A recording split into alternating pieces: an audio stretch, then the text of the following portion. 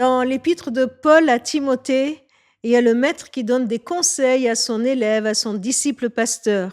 Et au chapitre 6 de la première épître, au verset 17, voilà ce qu'il lui dit. Recommande à ceux qui possèdent les richesses de ce monde de ne pas s'enorgueillir. Dis-leur de ne pas mettre leur espérance dans ces richesses si incertaines, mais en Dieu, qui nous accorde tout avec abondance pour que nous en jouissions. Dis-leur de faire le bien, d'agir en tout avec la plus grande bonté, d'être généreux et prêt à partager avec autrui, qu'ils s'amassent ainsi un bon et solide trésor pour l'avenir afin d'obtenir la vie véritable. Vous avez remarqué, pour une fois, ce texte ne critique pas la richesse comme d'autres versets qu'on trouve dans la Bible, ou ne rejette pas non plus les riches. Mais c'est un texte qui nous rend vigilants sur notre rapport à la richesse. D'où cette richesse vient-elle? Comment nous l'utilisons? Où investissons-nous? Voilà une question importante.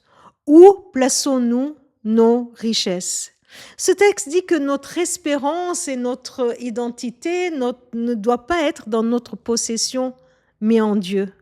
Les richesses sont incertaines, mais la confiance que Dieu est la source de toute richesse et qui nous donne en abondance, c'est ce qui nous soutient. Notre espérance, elle est en Dieu, pas dans nos possessions. La deuxième question à laquelle répond ce texte, c'est comment nous utilisons ce que nous avons. Et voilà une voie qui nous est proposée. Ne pas garder pour soi, accepter de l'utiliser pour faire le bien, agir avec bonté, générosité, être prêt à partager. Et cela est décrit comme un bon investissement. L'investissement que nous avons à utiliser, voilà un solide trésor pour l'avenir.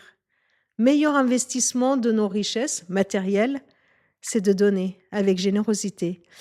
Et en le faisant, nous marquons notre espérance en Dieu et notre confiance que c'est bien Dieu qui donne tout avec abondance. Non seulement nous croyons en lui, mais en plus nous voulons lui ressembler. Alors comment?